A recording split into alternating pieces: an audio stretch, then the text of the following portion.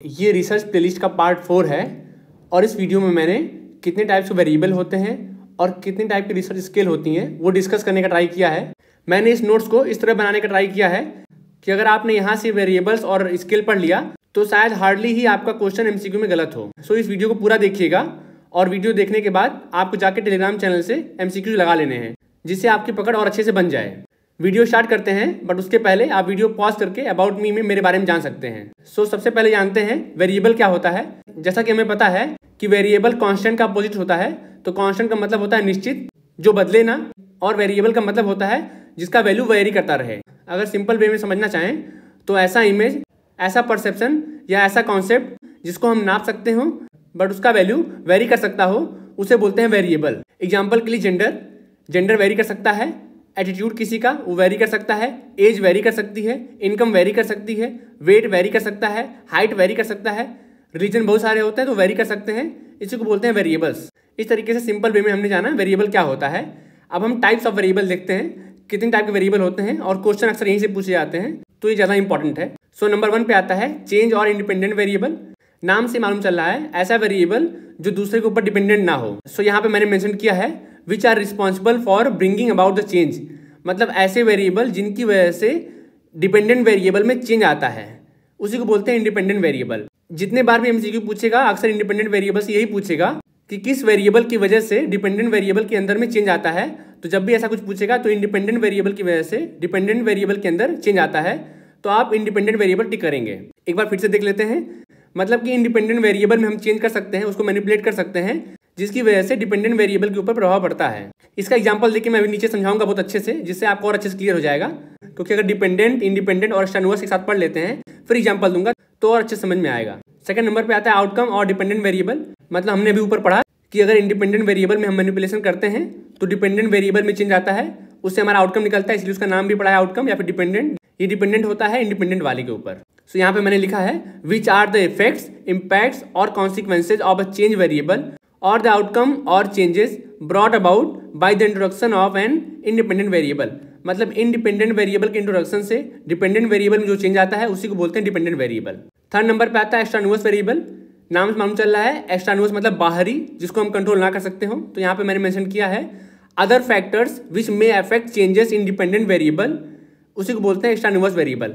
मतलब ऐसे फैक्टर्स, ऐसे वेरिएबल जो डिपेंडेंट वेरिएबल के ऊपर अपना प्रभाव दिखा सकें, उसी को बोलते हैं एक्सट्रानुअस वेरिएबल। बस इसमें डिफरेंस क्या होता है, these factors are not measured in study करते समय हम इनको ध्यान में नहीं रखते हैं, अक्सर नाप नहीं सकते हैं हम इनको, इसी को बोलते हैं एक्सट्रानुअस वेरिएबल। जो इंडिपेंडेंट वेरिएबल था उसको हम नाप सकते हैं, मैनिपुलेट कर सकते हैं, बट एक्सट्रानुअस वेरिएबल को हम मैनिपुलेट नहीं कर सकते हैं, अक्सर उसको हम नापते नहीं स्टडी में, बट इनका प्रभाव जरूर पड़ता है डिपेंडेंट वेरिएबल के ऊपर। सो अब देखते हैं एग्जाम्पल, अब शायद अच्छे समझ में आएगा आपको। यहाँ पे स्मोकिंग का एग्जाम्पल है। सो स्मोकिंग एक कॉज है जो कि इंडिपेंडेंट वेरिएबल है और उसका इफेक्ट क्या पड़ता है, कैंसर होता है, जो कि डिपेंडेंट वेरिएबल। मतलब स्मोकिंग करेंगे तो हमें कैंसर होगा, तो स्मोकिंग हो गया इंडिपेंडेंट वेरिएबल और कैंसर हो गया डिपेंडेंट वेरिएबल।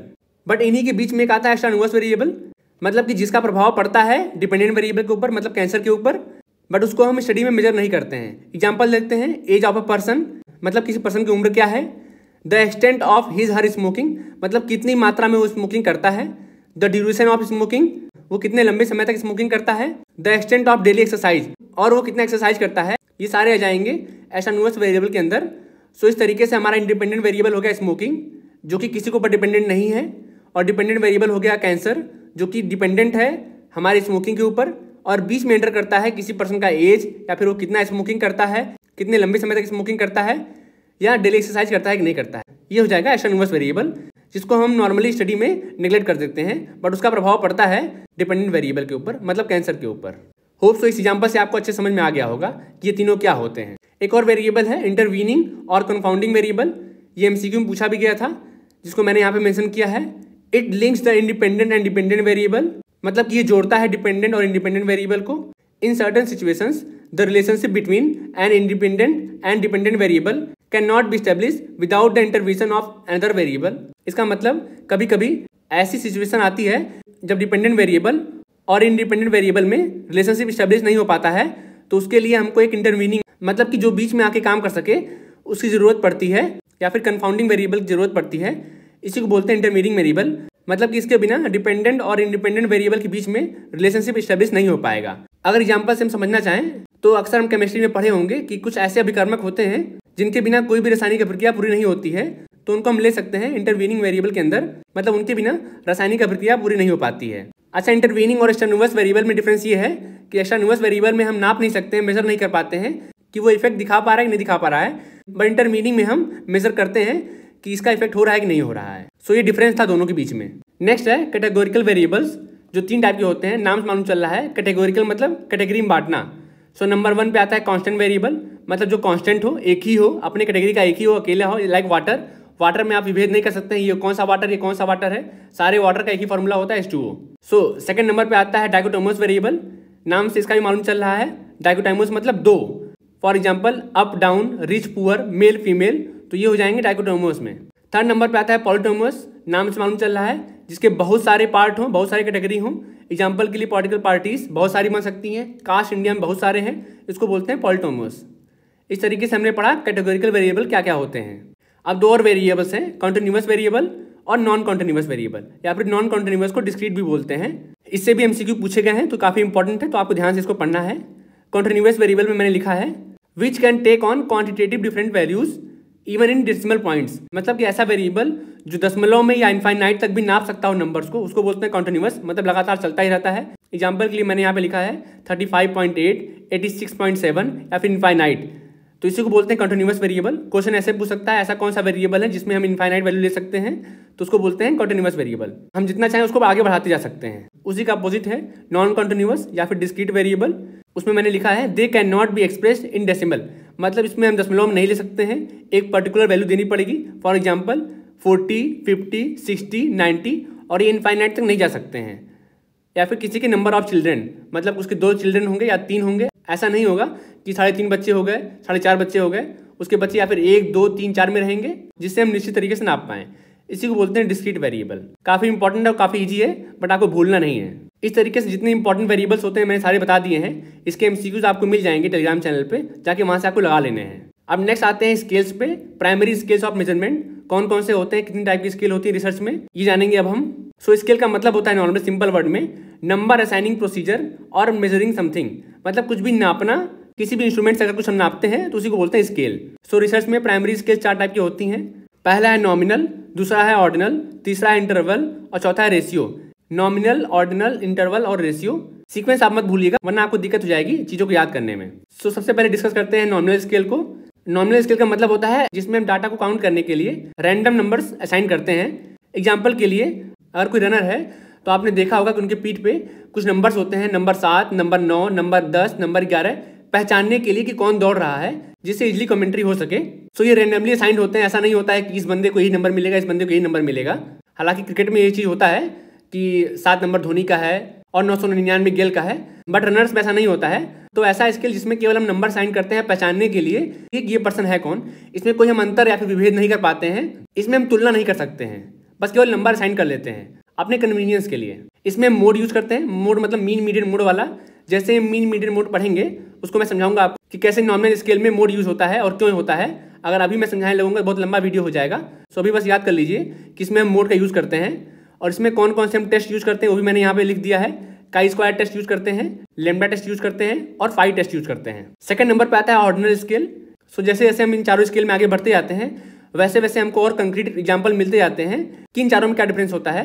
सो जैसा कि पहले वाले में हमने रैंडम असाइन किया था, बट ऑर्डिनल स्केल में हम नंबर्स को रैंडमली असाइन नहीं करते हैं, इसमें हम पोजीशन देते हैं। जैसा कि हमने अभी एग्जांपल दिया था रनर वाले का, तो उसमें कौन फर्स्ट आया, कौन सेकंड आया, कौन थर्ड आया, ये हम पोजीशन देते हैं। बट इसमें भी डिफरेंस नहीं मालूम कर पाते हैं कि कौन कितने मार्जिन से जीता और कौन कितने सेकंड पहले पहुंचा। तो इसमें हम केवल पोजीशन असाइन कर देते हैं, कौन फर्स्ट आया, कौन सेकंड आया, कौन थर्ड आया। इसमें मीन का यूज होता है सेंट्रल टेंडेंसी में, उसको जब हम मीन मीडियन मोड पढ़ेंगे तो डिस्कस कर लेंगे।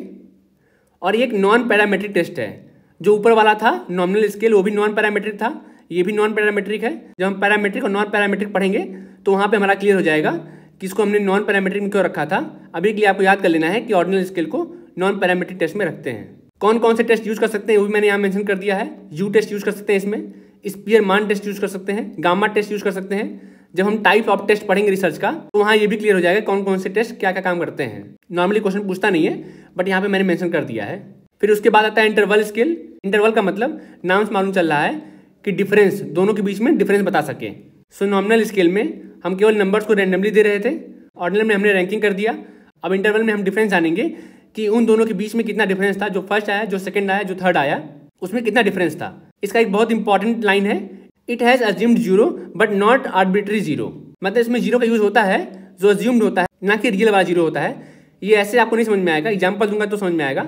फॉर एग्जाम्पल, अगर हम टेम्परेचर बोलते हैं तो अगर बोलेंगे 0 डिग्री सेल्सियस, तो 0 डिग्री सेल्सियस का मतलब ये नहीं होता है कि टेम्परेचर खत्म हो चुका है, शून्य हो चुका है, उसके आगे उसके पीछे भी कुछ ना कुछ होगा। सो 0 डिग्री सेल्सियस जैसे हम बोलते हैं तो हमारे दिमाग में आता है कि बर्फ जम जाएगी, ना कि सब कुछ खत्म हो जाएगा। तो इंटरवल में 0 का मतलब सब कुछ खत्म होना नहीं होता है, इसका मतलब होता है कुछ ना कुछ इसका मतलब जरूर होगा। और इसमें हम मीन यूज करते हैं और स्टैंडर्ड डिवीजन यूज करते हैं। इसके जो टेस्ट हैं वो पियर्सन टेस्ट होते हैं और टी टेस्ट होते हैं, ये सारा आपको याद कर लेना है। फिर नेक्स्ट आता है रेशियो स्केल, ये सबसे बढ़िया होता है। इसमें सारे मैथमेटिकल ऑपरेशन हो सकते हैं, मतलब प्लस माइनस मल्टीप्लाई डिवाइड सारा इसमें यूज कर सकते हैं हम लोग। और इसमें जियोमेट्रिक मीन यूज कर सकते हैं, हार्मोनिक मीन यूज कर सकते हैं, इसमें सारे पैरामेट्रिक टेस्ट यूज हो सकते हैं। और रेशियो स्केल की एक और खास बात है, इसमें एब्सोल्यूट जीरो होता है, मतलब अगर कहीं जीरो लिख दिया गया है तो उसका मतलब होगा पूरा शून्य, मतलब खत्म। जो हम लोग मैथ में जीरो यूज करते हैं कि उसका मतलब कुछ नहीं होता, वैसे ही हम रेशियो स्केल में भी यूज करते हैं जीरो का, जिसका मतलब होता है कुछ नहीं। इस तरीके से हमने पढ़ा नॉमिनल, ऑर्डिनल, इंटरवल और रेशियो स्केल। ये काफी इंपॉर्टेंट स्केल्स हैं, तो इनको आपको अच्छे से याद कर लेना है। नेक्स्ट देखते हैं एटीट्यूडनल स्केल्स, मतलब ऐसे स्केल्स जो एटीट्यूड को नापते हो। अक्सर इनको हम कस्टमर से रेटिंग लेने के लिए यूज करते हैं। मतलब मान लीजिए मैंने आपसे पूछा कि मैं कैसा पढ़ाता हूँ, तो आपको लंबा चौड़ा ना बताना पड़े, उसके बदले में मैं आपको कुछ नंबर असाइन कर दूंगा, जिससे मैं ये जान लूंगा कि आपका एटीट्यूड क्या है मेरे पढ़ाने को लेकर। इसलिए मैंने बोला अक्सर कस्टमर के रिव्यू जानने के लिए इन स्केल्स का यूज किया जाता है। इसमें 3 टाइप के होते हैं स्केल्स, लिकर्ट स्केल, थर्स्टोन स्केल और गटमान स्केल। एक एक करके जानते हैं। लिकर्ट स्केल को हम बोलते हैं समेटेड स्केल भी, जिसमें हम रेटिंग देते हैं। लाइक आप अमेजॉन या फ्लिपकार्ट पर शॉपिंग करते होंगे तो उसमें आता होगा 5 स्टार देना है, 3 स्टार देना है, 2 स्टार देना है, उसको बोलते हैं लिकर्ट स्केल। और ये ऑर्डिनल स्केल के अंदर आता है, जैसा हमने अभी पढ़ा नॉमिनल ऑर्डिनल, तो ये ऑर्डिनल स्केल के अंदर आता है। सेकंड है थर्स्टोन स्केल, जिसमें असाइंड वेटेज होता है, मतलब कि 10 में से आप कितना नंबर देंगे, उसमें स्टार दे रहे थे, यहाँ पे नंबर देंगे। 10 में से 8 मार्क्स, 10 में से 9 मार्क्स या फिर 10 में से 7 मार्क्स। आपके एक्सपीरियंस के बेस पे आप उसको नंबर देते हैं, जिससे जो कंपनी होती है वो ये जान लेती है कि उसका प्रोडक्ट कैसा है और कस्टमर्स को उसका प्रोडक्ट अच्छा लग रहा है कि नहीं लग रहा है। थर्ड आता है गटमान स्केल, जिसको क्यूमुलेटिव स्केल भी बोलते हैं। थोड़ा सा कॉम्प्लेक्स है, इसको ध्यान समझना पड़ेगा। इसमें अगर हम आपको 3 ऑप्शन देते हैं तो आप कौन सा ऑप्शन चुनेंगे उस पर ये मैटर करता है कि उसके नीचे वाला भी ऑप्शन आपने चुन लिया है। अगर एग्जाम्पल समझना चाहें तो आपको मान लीजिए 3 ऑप्शन दिया गया है। पहला ऑप्शन दिया गया है कि आपको अपोजिट कास्ट लोग पसंद है नहीं पसंद है, मतलब दूसरे कास्ट के लोग। पहला ऑप्शन था ये आपका। सेकंड ऑप्शन आपका रहेगा क्या उनसे आप दोस्ती करना चाहेंगे कि नहीं करना चाहेंगे। और थर्ड ऑप्शन रहेगा कि क्या आप उनसे शादी करने के लिए तैयार हैं कि नहीं तैयार हैं। अगर आपने थर्ड ऑप्शन चुना है कि आप उनसे शादी करने के लिए तैयार हैं, तो इसका मतलब ये मान लिया जाएगा कि आप उनसे दोस्ती भी कर सकते हैं और आपके अंदर उनके लिए कोई भेदभाव भी नहीं है। तो जैसे ही आपने तीसरा चुना तो ये मान लिया गया कि आपके अंदर इंटरकास्ट को लेकर कोई भी ऐसा भेदभाव नहीं है, आप शादी करने तक तैयार हैं। तो इसलिए इंटरप्रेट कर लिया गया कि पहला ऑप्शन जो था और दूसरा ऑप्शन जो था वो भी आप सही मानते हैं। बट अगर आप केवल सेकंड ऑप्शन चुनते तो ये मान लिया जाता कि थर्ड ऑप्शन आप नहीं मानते हैं, बट पहला और दूसरा मानते हैं। मतलब कि अपोजिट कास्ट को लेके, दूसरे कास्ट को लेके आपके अंदर कुछ भेदभाव नहीं है, आप उनसे दोस्ती कर सकते हैं, ये दोनों आप में आ जाएगा। बट तीसरा जो ऑप्शन रहेगा, शादी करने की बात आएगी, वहाँ आप पीछे हट जाएंगे, वहाँ पे आप ये नहीं मानेंगे कि मुझे शादी करना चाहिए इन लोगों से। मतलब इसमें सीक्वेंस होता है कि अगर आप तीसरा चुनेंगे तो आपका पहला और दूसरा भी आप मान लेंगे, अगर आप दूसरा चुनेंगे तो आप केवल पहला दूसरा मानेंगे, तीसरा नहीं मानेंगे, और अगर आप केवल पहला चुनते हैं तो आप दूसरा और तीसरा नहीं मानेंगे। ये होता है गटमान स्केल।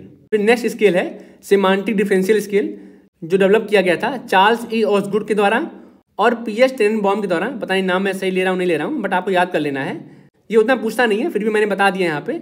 ये 7 पॉइंट स्केल होता है, मतलब बाईपोलर होता है। -3 से लेके +3 अगर आप जा रहे हैं तो उसको बोलेंगे सेमांटिक डिफरेंशियल स्केल। -3, -2, -1, 0, 1, 2 और 3, 7 पॉइंट आपको मिल गए इस तरीके से। और इसमें 0 होता है। जो नेक्स्ट स्केल हम डिस्कस करने वाले हैं स्टेपल स्केल, उसमें 0 नहीं होता है और वो डेवलप किया गया था जॉन स्टेपल के द्वारा। इसमें यूजुअली 10 कैटेगरी होती हैं और इसमें 0 नहीं होता है। बस इतना ही इंपॉर्टेंट था इन दोनों के बारे में, उससे ज़्यादा क्वेश्चन पूछता नहीं है। तो जो यहाँ पे इंपॉर्टेंट था मैंने बता दिया यहाँ पे कि ये दोनों स्केल क्या क्या होती हैं। अब इसके बाद वेरिएबल से रिलेटेड और स्केल से रिलेटेड आपके क्वेश्चन गलत नहीं होने चाहिए। आपको यहाँ से पढ़ने के बाद, रिवीजन करने के बाद जाके MCQ लगा लेना है, जो कि चैनल पे मिल जाएगा आपको। अगर कोई क्वेरी है, कोई डाउट है तो उसको आप पूछ सकते हैं कमेंट बॉक्स में या फिर टेलीग्राम चैनल पे।